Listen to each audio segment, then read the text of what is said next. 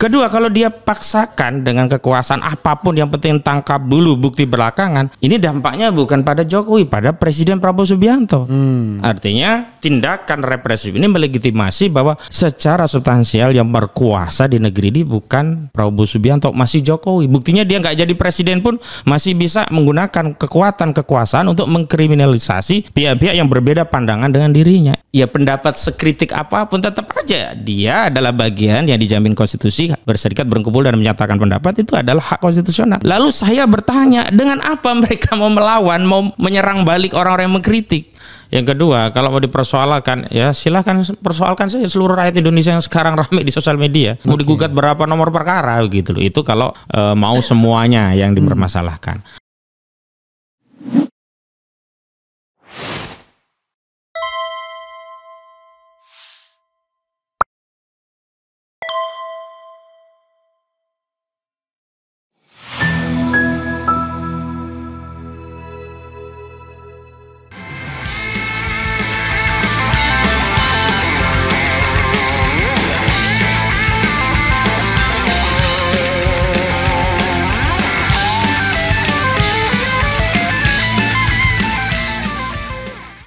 Assalamualaikum warahmatullahi wabarakatuh, sobat RH sekalian. Jumpa lagi kita di channel yang keren ini, keren jadas. Masih kaget kalau saya gebrak begitu artinya saya sudah mulai sehat ya.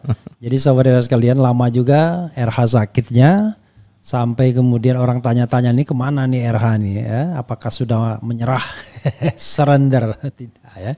Kebetulan kita sakit saja, alhamdulillah ya, sudah 563 yang watching sekarang.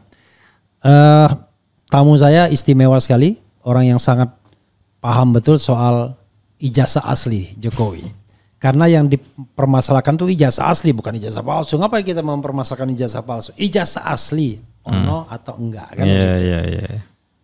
Ahmad Hosinuddin, assalamualaikum warahmatullahi wabarakatuh bro. Waalaikumsalam warahmatullahi wabarakatuh bang. Oke, ada satu topik yang ingin saya tanyakan kepada Anda ya, sebelum kita nanti jawab orang-orang ini ya. 2-3 lah ya, jangan satu saja. Satu, ada semacam apa ya, tantangan dari baik dari pengacara maupun dari Jokowi langsung, yaitu akan memperkarakan orang-orang yang masih mempersoalkan ijazah palsu. Iya. Saya tidak nakut-nakuti tantangan ini, bukan main-main, karena korbannya sudah ada kan. Iya, Bambang Tri dan Gus Nur. Bambang Tri, mereka dihukum sama, hampir sama dengan koruptor 300 triliun. Iya, betul. Ya, di tingkat awalnya, tapi sekarang kan dinaikkan sudah hukuman Harvey Muiz. Yang kedua adalah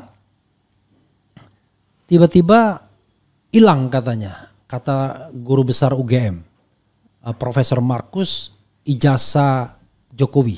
Iya. Kalau hilang, what dari sisi hukumnya, ya kan? Lalu apa yang digunakan untuk daftar selama ini? Itu juga menarik. Betul.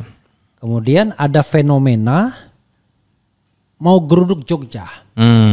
Ini ngapain lagi geruduk Jogja? Bahkan katanya mau silaturahmi ke Solo. Jogja digeruduk, Solo silaturahmi. Ya kan?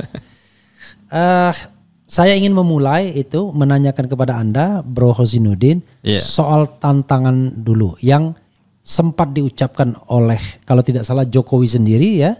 Walaupun Jokowi juga mengatakan yang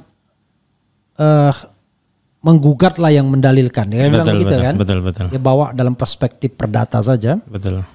Tetapi yang dari pihak pengacaranya yang saya dengar yang ngomong itu adalah Yakub Hasibuan. Betul. Yang tidak lain adalah putra dari Otto Hasibuan. Yang tidak lain adalah Wakil Menteri Koordinator Hukum bla bla bla bla bla. Hukum dan keamanan ya. Tidak hukum dan keamanan, hukum imigrasi macam-macam ya. HAM-nya aja yang enggak kayak yang salah ya. HAM-nya masuk juga. Masuk. Karena politik dan keamanan Budi Gunawan. Oh iya betul. Pisahnya itu ya koordinator. Hukum, HAM dan imigrasi. Iya. Kan? Oke, hukum, HAM dan imigrasi. Silakan yang pertama dulu. Baik. Untuk yang pertama jawaban saya singkat. Bagus. Justru bagus. Cakep nih tantangan. Justru ini yang saya tunggu begitu. Bahkan ini juga yang ditunggu oleh Rismond Hasyiholan Sianipar. Kenapa? Karena saya berulang kali menyampaikan ada dua mekanisme yang harus ditempuh untuk membuktikan bagi pihak yang mengkritik Jokowi bahwa ijazahnya itu palsu, bagi yang mendukung Jokowi bahwa ijazahnya itu asli. Ada dua hal yang harus ditempuh. Yang pertama, jadi ini kita bicara bukan palsu dan asli, tapi ada nggak ijazah aslinya? Oke, katakanlah ada yang pertama. Yang kedua asli atau palsu begitu. Ya. Yang pertama memang diskursus yang punya nilai legal dan konstitusional untuk memberikan simpulan bahwa ijazah ini asli atau tidak dan kemudian menutup diskursus ini ya hanya pengadilan. Pengadilan itu bisa ditempuh inisiatifnya oleh pihak yang menuduh ijazahnya palsu atau pihak yang mengaku ijazahnya asli. Kalau yang lalu Bambang Trimulyono sudah mengambil inisiatif itu. Menggugat di Pengadilan Negeri Jakarta Pusat. Yang pertama, namun dalam perjalanannya kan dicabut karena Bambang Tri yang ditangkap, kena kasus pidananya, ditangkap sama Gus Nur. Walau kemudian ada kritik yang juga saya sampaikan baik kepada Jokowi maupun seluruh pendukung timnya Jokowi. Karena kan selalu narasi yang dibangun itu adalah siapa yang mendalilkan, dia yang harus membuktikan. Pada kasus perdata Bambang Tri menggugat Jokowi di Pengadilan Negeri Jakarta Pusat, benar yang mendalilkan Bambang Tri, maka yang harus membuktikan pembuktian di Bambang Tri. Tapi dalam kasus perdatanya, dalam kasus pidananya yang mendalilkan gantian jaksa. Yang mendalilkan bahwa Bambang Tri dan Gus Nur mengedarkan kabar bohong soal mubahalah ijazah palsu. Artinya jaksa yang harus membuktikan ijazah Jokowi asli agar tidak menjadi kabar bohong. Dan faktanya saya hadir di sana 6 bulan bersidang, tidak pernah muncul ijazah asli itu. Maka ketika ada Jokowi mau mempersoalkan, katakanlah dia menggugat ke pengadilan, oh bagus sekali, atau menggunakan mekanisme pidana, itu juga bagus sekali. Kita sangat tunggu. Sekalian laporkan gitu ya. Iya, laporkan Rizwan Hasibulan misalkan. Nah, itu kesempatan Rizwan untuk membawa bukti-bukti saintis yang dia miliki, data-data dan keahlian dia di forum persidangan. Sementara dia juga harus membawa, karena dia yang melapor harus membawa ijazah yang dia punya. Sehingga ada forum yang mengadili apakah ijazah ini asli atau palsu. Itu yang pertama. Yang kedua, saya juga berulang katakan bahwa untuk menguji apakah sebuah dokumen itu asli atau tidak itu bukan testimoni, bukan keterangan, bukan kesaksian. Tapi metode ilmiah untuk membuktikan bahwa satu, kertasnya memang usianya sama dengan tahun yang lalu. Barangnya dulu ada, lalu kemudian forensik uji. Nah, artinya apa? Setelah ada forum peradilannya, ada mekanisme pembuktiannya secara forensik. Diawali dengan apa? Ijazahnya dulu ada. Hadirkan barang dulu. Nah, sekarang pertanyaan kami, barang ini ada nggak? Kalau barang ini ada, nggak harus nunggu hari ini. Semestinya muncul pada sidang pengadilan negeri di Surakarta. Bambang Tri dan Gus Nur. Itu tanggapan kami bagus. Yang kedua, kalau persoalannya ingin dikembangkan bukan membuktikan apakah ijazah itu palsu atau asli, tapi mengulangi periode pertama, ingin mengkriminalisasi orang-orang yang mengkritik ijazah itu, saya juga tantang. Dengan cara apa? Kalau mereka memaksakan dengan kasusnya Gus Nur dan Bambang Tri kabar bohong, pasal 14 ayat 1 ayat 2, pasal 15 Undang-Undang Nomor 1 Tahun 1946 itu sudah dibatalkan MK. Itu undang-undang pasal itu sudah tidak ada lagi. Tidak ada lagi, nggak bisa mengatakan kita yang mengkritik itu kabar bohong. Kalau dia mau masuk lewat pasal 28 ayat 3 Undang-Undang ITE terbaru, kabar bohong, itu unsurnya harus menimbulkan kerusuhan. Kerusuhan yang mana? Kita ini kan perdebatan ilmiah. Misalnya Rizwan Hasibulan Syaniper kan selalu mengawali ya kajian-kajian ilmiah tentang ijazah palsu dengan ungkapan begini, sampai saya hafal. Pemirsa, dari tepian Danau Toba yang sangat indah bersama balik ke Akademi Ijazah Jokowi Palsu, Bu Ova Emilia. Lah, yang disampaikan Rizwan juga akademik ilmiah. Saya saking sakitnya itu nggak pernah dengar. Oh, berarti nggak surprise. Tapi kalau sudah biasa sering mendengar Rizwan pasti paham. Ya, karena saya bilang karena saya sakit hampir berapa setengah bulan. Artinya dia nggak bisa kemudian menggunakan ranah kriminalisasi. Kedua, kalau dia paksakan dengan kekuasaan apapun, yang penting tangkap dulu bukti belakangan, ini dampaknya bukan pada Jokowi, pada Presiden Prabowo Subianto. Artinya tindakan represif ini melegitimasi bahwa secara substansial yang berkuasa di negeri ini bukan Prabowo Subianto, masih Jokowi. Buktinya dia nggak jadi presiden pun masih bisa menggunakan kekuatan kekuasaan untuk mengkriminalisasi pihak-pihak yang berbeda pandangan dengan dirinya. Ini kan kaitannya dengan pendapat. Rismond punya keahlian digital forensik, punya pendapat. Pendapatnya didukung dengan bukti-bukti. Bukti-buktinya itu dia ungkap secara saintik. Oh begini loh konsekuensinya. Kalau muka demikian, kalau tanda tangan demikian, kalau font Times New Roman itu munculnya demikian, maka dia simpulkan. Yang pertama dia simpulkan 100 miliar % ijazah saudara Jokowi palsu. Yang kedua dia simpulkan bahkan 11.000 triliun % ijazah saudara Jokowi palsu. Itu kata Rismond. Oh. Jadi kalau ranahnya pendapat, ya pendapat sekritik apapun tetap aja dia adalah bagian yang dijamin konstitusi. Berserikat, berkumpul dan menyatakan pendapat itu adalah hak konstitusional. Lalu saya bertanya, dengan apa mereka mau melawan, mau menyerang balik orang-orang yang mengkritik? Tapi kalau konteksnya ingin mendudukkan persoalan, dia bawa ijazahnya. Kalau konteksnya misalnya pokoknya kita tangkap saja kan. Wah, itu semakin menegaskan bahwa Jokowi masih berkuasa. Ya, kira-kira begitu gitu loh Bang. Okay. Jadi bagi saya bagus gitu loh. Malah kami tunggu gitu loh. Ayolah, biar kita selesainya perdebatnya di pengadilan. Karena begini, statement misalkan Bu Emilia ya, Ova Emilia, kemudian Sunarta, Sigit Sunarta ya, Dekan Fakultas Kehutanan, itu tidak bernilai secara hukum. Ada dua yang membuat penilaian itu tidak bernilai. Pertama, dia bukan di forum peradilan yang resmi, tidak memiliki kekuatan hukum pembuktian sesuai KUHAP. Itu kan bukti adalah yang dihadirkan di persidangan yang terbuka untuk umum, itu menurut KUHAP. Yang kedua, mereka bukanlah orang yang punya kapasitas dalam memberikan argumentasi dan deskripsi tentang ijazah itu. Loh, lebih otoritatif Rismond karena keahliannya digital forensik. Oke. Kalau dekan dia ahli kehutanan. Kalau rektor dia dokter. Kalau dokter itu menegaskan bahwa gigi yang bolong itu harus ditambal, dia punya keahlian. Dia lebih otoritatif untuk menjelaskan itu. Tapi kalau soal font Times New Roman, soal identifikasi tanda tangan, soal kesesuaian antara foto yang satu dengan foto yang lainnya, soal ya teknologi di zaman masa depan yang digunakan pada periode 85, ya Rismond lebih otoritatif berdasarkan keilmuannya yang dia miliki. Dan yang paling penting, Rismond itu UGM bersama dengan Abang. Oke. Tidak mungkin ada motif untuk menjelek-jelekkan UGM kalau itu berangkat dari alumninya. Justru saya melihat, membaca Bang, orang-orang seperti Rismond Hasyolan Sianipar, Roy Suryo, ini adalah orang-orang yang sangat cinta pada UGM. Tak ingin alma maternya terus dibully publik karena persoalan nila setitik tinta setitik ini rusak sebelanga susu UGM. Justru menurut saya mereka ini adalah orang yang harus kita apresiasi, mengambil upaya ikhtiar untuk mengembalikan marwah kampus khususnya UGM. Jangan sampai ya kampus itu justru cedera hanya karena kesalahan satu oknum. Termasuk Dokter Tifa. Termasuk Dokter Tifa juga kan alumni UGM juga. Itu yang pertanyaan Abang Bang. Kayaknya belum bergerak ke yang lain karena baru satu itu ya dari 3 pertanyaan tadi. Jadi begitu. Pokoknya monggo ditunggu kalau memang mau diperkarakan. Iya. Mari kita bertemu di forum pengadilan. Betul sekali, betul. Tapi bagaimana kalau kemudian tiba-tiba yang penting main kriminalisasi saja? Toh sudah terjadi sama Bambang Tri dan Gus Nur, walaupun tidak ada buktinya, selama sidang 6 bulan tetap saja mereka dipenjarakan. Oh, enggak apa-apa Bang. Karena saya melihat mereka tidak punya lagi legitimasi publik. Satu, Jokowi bukan penguasa yang tidak butuh untuk dilindungi marwahnya. Kalau dulu kan narasinya, oh itu lambang negara, simbol negara. Kalau hari ini nggak ada ya narasi itu.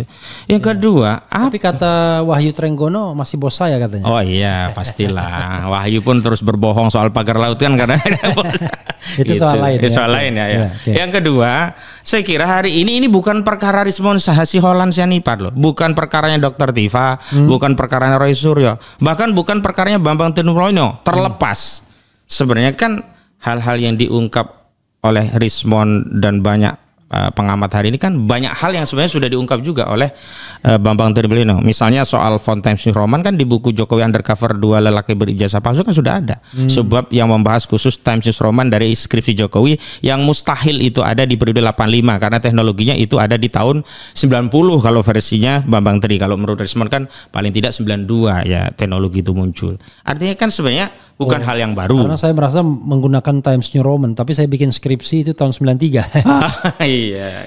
Nah itu artinya apa?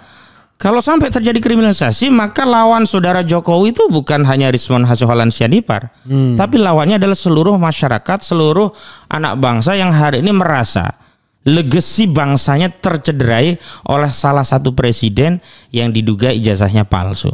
Nah, ini sebenarnya kesempatan kita untuk membersihkan sejarah bangsa Indonesia bahwa kita memang tidak pernah punya presiden berijazah palsu. Karena itu sebenarnya kalau dia bawa asli, dites laboratorium forensik dan benar semuanya asli, bagus juga buat kita. Berarti yang salah Bambang Tri, berarti yang salah Rizwan Hasyolan Sianipar.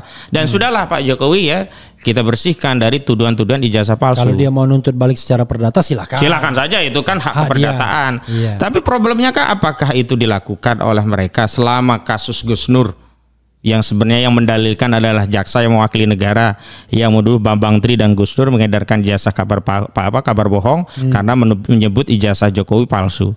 Tidak terbukti itu di pengadilan. Ada satu lagi ya. Oke, itu kita cukupkan itu ya. Tapi ya ada satu lagi klaim dari Yakub Hasibuan ini yang mengatakan apalagi yang mau dibuktikan. Kan kasus ini sudah digugat katanya dan kita menang katanya, ya kan? Jadi bahasa dia menang yang terakhir ya nih ya. Dan itu sudah inkrah katanya. Apalagi kan sudah terbukti katanya ijazahnya asli. Oh, ini kurang lebih begitu ya. Iya, ini penyesatan, logika penyesatan. Jadi begini ya. Kalau yang menggugat itu Jokowi, yang digugat itu Gus Nur atau Bambang Tri, kemudian Jokowi menang, Gus Nur banding kalah, Bambang Tri banding kalah sampai inkrah menang dan materinya bahwa ya Jokowi menuntut Gus Nur karena mengatakan ijazahnya palsu itu merupakan perbuatan melawan hukum dan dibenarkan Gus Nur dihukum, dinyatakan melakukan perbuatan melawan hukum dan dihukum membayar sekian begitu. Oke, itu berarti sudah terbukti. Lah ini kan di pengadilan faktanya nggak begitu, Bang. Yang menggugat itu Bambang Tri. Belum sampai masuk materi pokok perkara, di NU dinyatakan pengadilan tidak berwenang mengadili perkara. Ini namanya masih draw, belum ada yang menang, belum ada yang kalah. Kalau belum masuk ke materi pokok perkara. Draw pun tidak. Draw pun sebenarnya belumnya tidak, ya benar gitu. Kilometernya masih nol. Masih nol gitu loh. Belum masuk pada proses pembuktian misalnya ya. Bambang Tri membawa buku Jokowi Undercover ya. Kemudian Jokowi membawa ijazahnya di pengadilan, belum ada. Lah, kan Otto Hasibuan yang menyatakan bahkan menjanjikan ada ijazahnya palsu, tapi kan itu tidak pernah dibawa ke pengadilan. Kenapa? Karena memang pengadilan belum sampai kepada pokok perkara, lalu diputus NU. Yang putusan NU itu dibanding, lalu jadi inkrah. Jadi gak ada yang namanya ijazah Jokowi itu dianggap menang, gak ada. Ini penyesatan hukum. Saya bisa buktikan tidak seperti itu putusannya. Putusannya itu NU, bukan Jokowi menang, bukan kemudian Gus Dur dianggap menyatakan perbuatan melawan hukum atau Bambang Tri melakukan perbuatan melawan hukum. Ketika putusan pengadilan itu menyatakan tidak dapat diterima, tiba-tiba orang mengklaim menang. Ya politis lah. Ya politis ya. Ini coba saya mau bacakan biar nanti Anda kemudian memberikan tanggapan ya. Ini ada dua berita ya dari rmol.id, penyebar isu ijazah palsu Jokowi mau dipolisikan biar kita tidak dianggap hoax ya. Kemudian ada juga berita berita yang kedua adalah Jokowi pertimbangkan langkah hukum soal tudingan ijazah palsu UGM.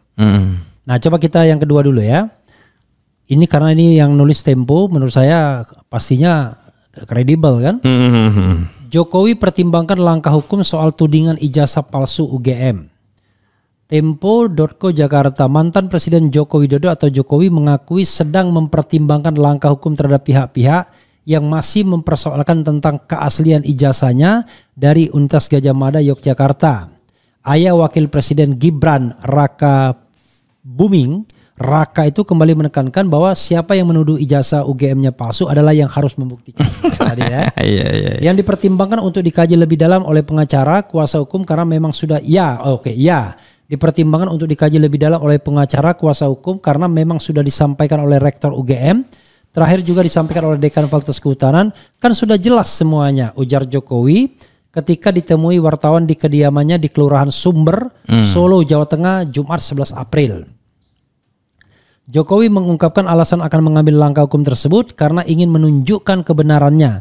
Terlebih karena meskipun sudah ada pihak berkompeten menyampaikan keabsahan ijazah miliknya, keabsahan ijazah miliknya. Mesti kan ada barangnya ya. Lalu UGM sertifikat asli, Ya, asli begitu. ya kan? Tapi kalau barangnya nggak ada gimana kok? Masih ada pihak-pihak yang terus mempersoalkannya. Ya kami kan ingin menunjukkan bahwa betul-betul saya ini kuliah di Fakultas Kehutanan. Betul-betul ijazahnya dikeluarkan oleh Universitas Gadjah Mada dan sudah disampaikan tidak hanya sekali oleh rektor. Oleh dekan juga sudah disampaikan, sudah dibuka seperti itu. Tapi kalau masih urusan huruf lah, urusan angka, wah kalau itu ya udah. Dan yang paling penting siapa yang mendalilkan, itu dia yang membuktikan. Ya, pakai perdata, padahal ini kan pidana kalau dia membohongi publik kan. Siapa yang menuduh, dia juga harus membuktikan. Saya rasa itu kata Jokowi. Terkait langkah hukum yang akan diambil, Jokowi mengatakan saat ini masih dalam kajian para pengacara. Ini masih dalam kajian para pengacara, jadi tanyakan nanti ke pengacara, ucap dia. Sebelumnya, tim kuasa hukum Jokowi memastikan bakal mengambil langkah hukum. Ya, oh ini berubah sendiri. Tiba-tiba Jokowi Menteri SDM. Sebelumnya,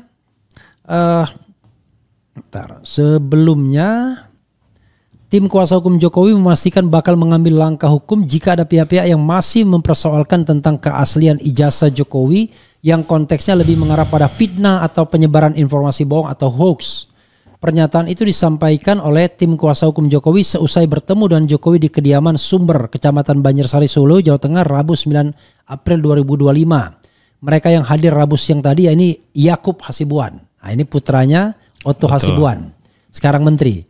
Andra Renhat Pasaribu, ya, Firmanto Laksana dan Rifai Kusumanegara.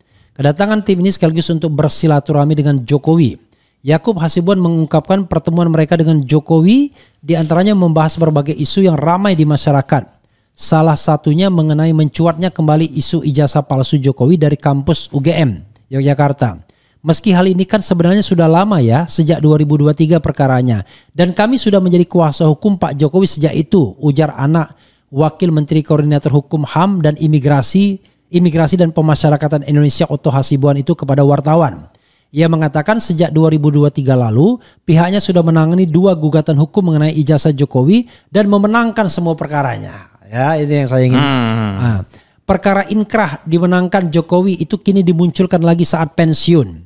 Kami pun merasa bingung lantaran semua bukti sudah menunjukkan keaslian ijazah Jokowi. Semua bukti. Belum ada pembuktian kok semua bukti. Polemik seputar ijazah Presiden RI ke-7 Joko Widodo kembali mencuat setelah mantan dosen Universitas Mataram Rismond Hasiholan Sianipar meragukan keaslian ijazah dan skripsi Jokowi. Rismond menilai penggunaan font Times New Roman dalam dokumen tersebut belum ada di era 80-an hingga 90-an. Oke. Yang ingin saya highlight adalah ada 2 gugatan dan mereka sudah memenangkannya dan dalam gugatan itu sudah terbukti bahwa ijazah Jokowi asli. Bohong. Kalau terbukti itu sudah masuk pokok perkara dan sudah masuk pembuktian pada pokok perkara. Yang ada itu baru pada proses eksepsi. Nah, kemudian eksepsinya diterima. Ini ada tambahan sedikit. Sebelumnya tim kuasa hukum Jokowi memastikan bakal mengambil langkah hukum jika ada pihak-pihak masih mempersoalkan tentang keaslian ijazah Jokowi yang konteks. Sudah. Oke. Jadi nggak ada pembuktian di pokok perkara, baru eksepsi dan kemudian eksepsi itu dikabulkan majelis, hakim menyatakan pengadilan tidak berwenang. Ibarat kita mau masuk rumah, Bang, orang itu belum membahas isi rumah, di pagar sudah ditolak, digembok, oh ini bukan rumahnya, silahkan cari tempat lain, begitu. Kan eksepsinya itu terkait kewenangan absolut pengadilan tidak berwenang untuk mengadili perkara karena dianggap bukan gugatan perbuatan melawan hukum. Itu yang kemudian banding dan ingkrah. Yang kedua, kalau mau dipersoalkan, ya silahkan persoalkan saja seluruh rakyat Indonesia yang sekarang ramai di sosial media. Mau digugat berapa nomor perkara gitu loh. Itu kalau mau semuanya yang dipermasalahkan. Tapi kalau saya lihat itu gimmick saja karena bahasanya kan akan mempertimbangkan. Biasalah. Mempertimbangkan sendiri baru mempertimbangkan. Ini baru akan. Iya. Jangan pertimbangan kaya yang enggak ya. Pertama akan, yang kedua mempertimbangkan. Nah, kesimpulannya ya udahlah saya enggak mau. Dua angan-angan. Dua angan-angan gitu. Nah, sebenarnya begini, kalau dia misalnya mau menggunakan kabar bohong tadi pasalnya sudah nggak ada. Kalau dia paksakan ya dengan 28 ayat 3 Undang-Undang ITE, kerusuhan yang mana unsurnya? Kalau dia paksakan pasar pencemaran, berarti kan harus Jokowi sendiri yang datang. Ya, Jokowi sendiri yang melaporkan. Iya, nggak bisa nanti BAP. Nah, justru kesempatan ini yang ditunggu sebenarnya. Jokowi di BAP, Jokowi nanti diadili, dan karena dia menganggap fitnah kan legal standing dia dipersoalkan. Legal standing yang dipersoalkan itu apakah benar dia Jokowi, apakah dia benar berijazah UGM, apakah benar ijazah UGM itu asli. Nah, ini kewajiban dari proses pembuktian itu ada di legal standing penyidik dulu.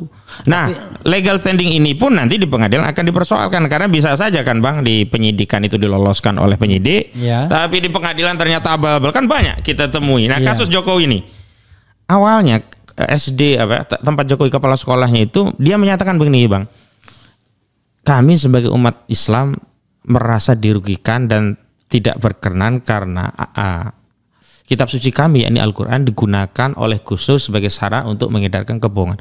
Padahal dia udah Kristen. Iya. Saat itu kita kejar loh. Apa alasannya saudara menyatakan kami umat Islam? Saudara kan bukan Islam lagi. Saya tidak mempertanyakan saudara menjadi Kristen itu urusan saudara lah. Tetapi kenapa di BAP? Ini di pengadilan ya. Di pengadilan saudara kata. Kenapa di BAP saudara katakan kami sebagai umat Islam merasa dirugikan karena Al-Quran, kitab suci kami digunakan untuk mengedarkan kebohongan waktu Gus Dur mengadakan mubahalah, dianggap itu mengedarkan kebohongan ijazah palsu gitu. Lalu apa kaitannya dengan dia juga? Apakah kaitannya juga dengan dia? Saya kejar saudara apa? Kristen. Ibu ini Kristen kan? Kitab suci ibu apa? Al-Quran bukan. Lalu kenapa kesulitan dia akhirnya ketakutan itu? Nah, dugaan saya itu ada desain BAP, copy paste, belum dieliminasi langsung ditandatangani. Dan belum ditanya agamanya belum ditanya apanya agama. Itulah kelakuan penyidik kita di Barreskrim itu kan kayak gitu. Ini kan Direktorat Tindak Pidana Cyber waktu itu. Waktu itu Bang, saya sebenarnya sudah sampaikan. Kami kan sudah analisa. Awalnya kan Gus Dur melakukan mubahalah. Ini pasti akan jadi perkara pidana karena Jokowi kan berkuasa. Lalu saya minta, Bang, lewat Gus Dur bisa nggak kita bikin gugatan perdata agar ada perma nomor berapa itu kan? Kalau objek itu sudah digugat persoalan hak keperdataan, maka pidananya berhenti dulu. Hak keperdataan itu adalah hak terhadap ijazah itu benar nggak punya Jokowi atau benar-benar palsu. Kami daftarkan nomor itu untuk kami ganjel ke Barreskrim. Saudara penyidik, jangan jalan dulu ini pidananya. Karena perdata kita masih jalan, kita membuktikan hak keperdataannya. Enggak dianggap oleh Barreskrim, Bang. Jalan aja terus. Dia ditangkap itu gitu. Ya ini kan sebenarnya kan uji kesaktian Jokowi lagi. Iya, kan? Apakah masih sakti? Nah, kalau sakti sebenarnya yang malu Prabowo, berarti benar bahwa Prabowo itu bukan penguasa sejati, bahwa sebenarnya ini adalah jilid 3 kekuasaan Jokowi, bahwa dalam tanda petik bahkan ya kemenangan Prabowo itu adalah kemenangannya Jokowi. Maka benar juga kalau kemudian Prabowo berteriak hidup Jokowi gitu. Tiga kali. Kurang satu lagi. Hidup Jokowi. Dah. Ya, oke.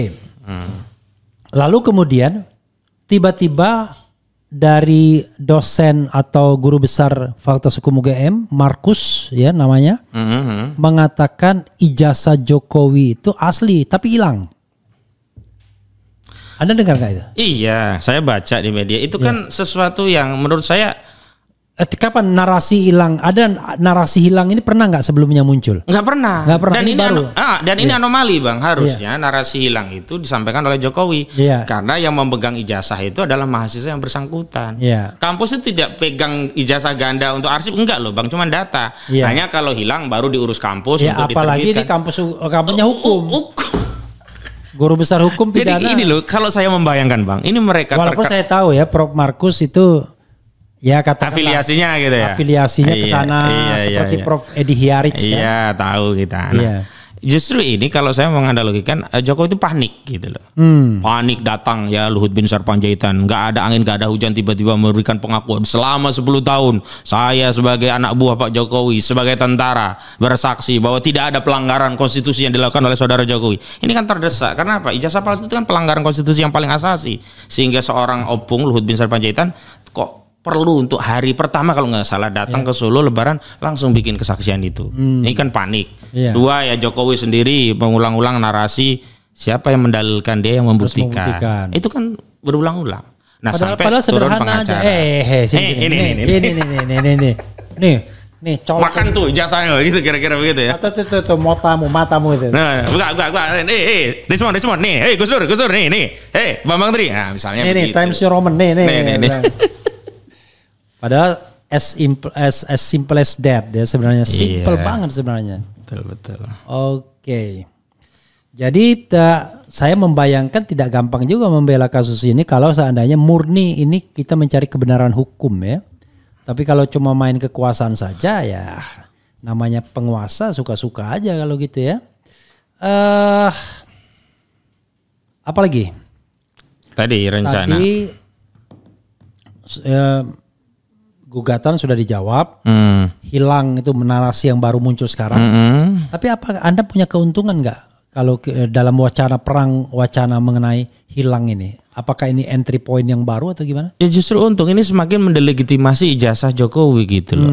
Akhirnya orang kan berpikiran ini terlalu banyak dalih atau ngelesnya gitu loh. Apologinya nambah terus gitu loh.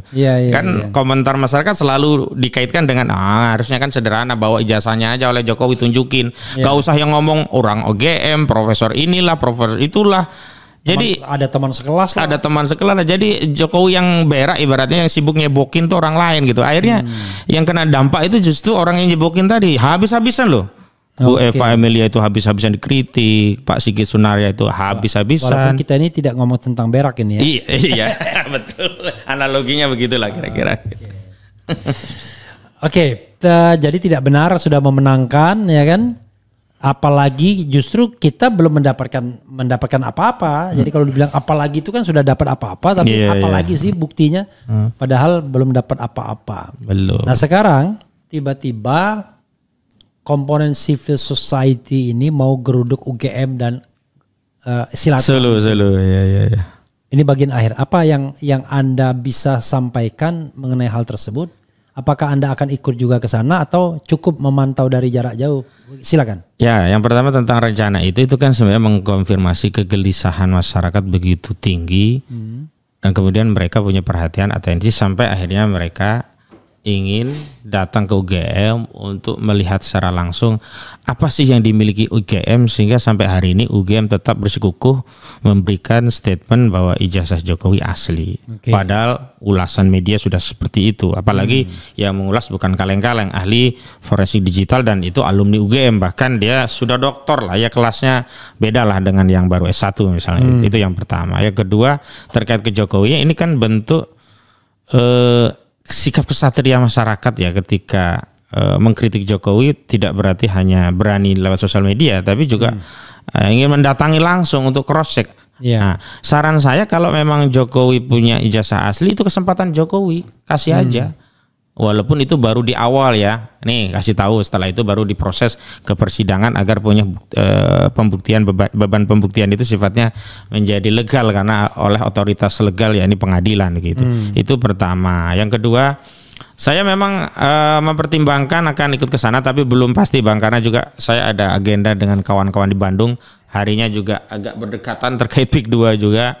Juga ada pekerjaan lain di tanggal 17 apakah kejar atau tidak. Nah itu tentatif lah, kita lihat situasi nanti apakah akan membersamai atau tidak. Tapi yang jelas saya mendukung kegiatan itu. Dan Bu Eva Emilia siapa? Ova Emilia ya.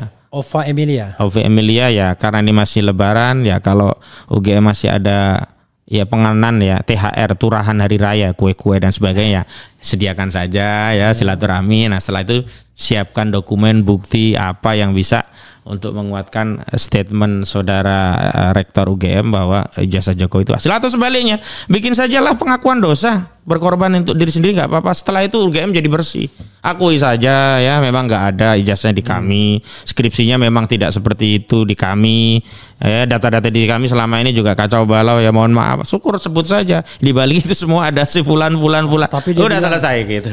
Tapi kemarin yang menekan saya masih menjadi berkuasa. Ya curhat aja sekalian di situ begitu loh. Saya kira itu Bang dari saya. Oke. Ya, silakan sekaligus wrap up dan sekaligus penutup. Saya kira begini Bang, agak sulit bagi siapapun untuk berada dan membersamai Jokowi dalam isu ijazah palsu ini ya, ketika melihat realita memang faktanya bukan hanya soal ijazah ya. Saudara Jokowi itu terlalu banyak membuat kebohongan ya. Tadi kan ada komentar soal mobil SMK lah, 11.000 triliun, komoditi yang paling mahal itu dulu apa, racun kalajengking lah, kemudian macam-macam lah. Sehingga masyarakat itu ketika mendapat ulasan ilmiah dari seorang Rizwan Hasih Holland Sianipar itu semakin yakin ini memang barang Kalau meminjam istilahnya Rizwan ini memang bikinan pramuka gitu loh. Itu yang pertama. Bukan pramuka Pranya Bunda Karana tapi sebuah alamat ya. Sebuah alamat tempat yang biasa untuk memproduksi dokumen abal-abal gitu ya. Yang kedua, saya kira ini menjadi sesuatu yang ingin dituntaskan oleh publik begitu loh. Soalnya itu bukan misalnya orang bernarasi yang penting kan bisa memimpin, ijazah nggak penting, toh skill itu tidak berbanding lurus dengan ijazah, tanpa ijazah pun banyak orang sukses. Enggak seperti itu. Ini berkaitan dengan aspek yuridis. Nah, kalau bahasanya yang lebih filosofis ini aspek konstitusional. Kenapa? Yang dipersoalkan bukan ijazah tukang bakso, ijazah tukang somai, ijazah tukang ketoprak atau tukang tambal ban. Tapi yang tidak relate dengan pekerjaannya. Ya, yang tidak ada juga kausalitasnya dengan kepentingan seluruh rakyat Indonesia. Ini ijazah seorang yang pernah menduduki jabatan wali kota, gubernur, bahkan presiden 2 kali. Alangkah naifnya kita punya perangkat hukum ketatanegaraan memberikan syarat dan ketentuan bagi orang untuk bisa menduduki jabatan tertentu, tapi ternyata orang yang harusnya memenuhi kriteria konstitusi itu ternyata bisa jadi pemimpin republik ini dengan ijazah yang palsu. Ini kan penting untuk dikelirkan. Nah, yang ketiga saya pikir semakin saudara Jokowi dan timnya membangun narasi ancaman, tuduhan atau bahkan intimidasi kepada publik dengan bahasa-bahasa bersaya, bahasa hukum, saya kira itu tidak akan membuat publik takut, membuat publik gentar, justru publik makin tertantang gitu loh. Iya, silahkan, apa sih yang lo punya, kira-kira begitu. Dan ini baik buat bangsa kita agar kasus ini berhenti di sini, berhenti dengan titik, jangan koma, dengan titik yang kesimpulannya adalah bahwa memang ijazah itu nggak ada gitu. Sehingga segala hal yang berkaitan dengan masa depan bangsa itu akan kita bangun, tata ulang dengan baik agar tidak terjadi lagi keadaan yang pernah terjadi selama 10 tahun ini. Dan terakhir saya kira untuk soal Utu Hasibuan ya, secara material memang bermasalah ya, dari sisi ada konflik kepentingan, ada hubungan antara klien dengan lawyernya itu tidak ansih soal pekerjaan, tetapi ada kausalitas tentang ya iming-iming dalam bahasa umum ya, sehingga dia bisa menduduki jabatan seorang wakil menteri, koordinator. Sebab kalau dia tidak punya peran untuk membela Jokowi, nggak mungkin juga dapat peran itu. Dia juga tim suksesnya Jokowi, pembela Jokowi dan seterusnya. Terlepas secara legal formal, kemungkinan menurut saya mereka sudah menyiasati tidak lagi menggunakan kantor lawyer, karena memang sebagai advokat itu ketika dia menjadi pejabat penyelenggara negara, sementara tidak bisa mengaktifasi kantornya atau advokat dia sendiri, paling ya pakai kantor yang lain atau lembaga yang lain. Dan memang ini orang-orang luar biasa ini bang sebenarnya ditaruh. Kayak Rifai ini kan sebenarnya ketua PBH Peradi sebelumnya juga. Jadi memang orang-orang yang ada kewenangan utuh untuk menarik ke lingkaran itu gitu loh. Sama lah dulu saat Utu Hasibuan nangani kasus siapa Jessica itu kan kawan-kawan Peradi ditarik semua kalau bisa narik, walaupun personal ya hubungannya. Ya tapi itu kita nggak bicarakan. Nggak bicara itu. Yang sekarang ini Rifai itu juga pernah menduduki PBH ya. Maka kemudian ada konflik of interest. Of interest itu. Seandainya gitu. Atau dilarang secara etika dia. Enggak bisa karena secara formal dugaan saya enggak, cuman secara material itu etika itu. Di belakang belakang layar. Tapi terlepas itu semua, saya menghargai siapapun dengan latar apapun, bahkan motif apapun bertindak untuk dan atas nama kliennya, ya sepanjang dia ditunjuk silahkan. Nah, saya ingin masuk kepada fokus persoalan. Nah, justru kalau bisa kita dibantu agar kliennya menghadirkan ijazah aslinya sehingga selesailah persoalan bangsa dan negara ini. Atau dia hadirkan yang dia klaim sudah dibuktikan, ya kan? Nggak ada, kalau itu nggak ada. Apa yang dibuktikan? Tanda kutip saya ingin mengatakan. Iya, nggak ada, Bang. Kamu belum masuk pembuktian. Dia hadirkan klaim dia, tapi tidak mungkin dihadirkan. Nah, dugaan saya mungkin pembuktian dia terkait pengadilan tidak berwenang saja. Ya. Nah, itu bukan terkait ijazahnya itu asli, bukan. Begitu sobat era sekalian ya. Mudah-mudahan ini menjawab. Tadi saya bilang 30 menit aja, tapi ternyata 40 menit juga. Karena memang soal ijazah palsu ini sangat menarik untuk tetap dipersoalkan. Terbukti ya memang animo masyarakat masih ingin tahu. Terima kasih sobat era sekalian, itu saja. Wassalamualaikum warahmatullahi wabarakatuh. Waalaikumsalam. Keren jadas. Mengkhawatirkan.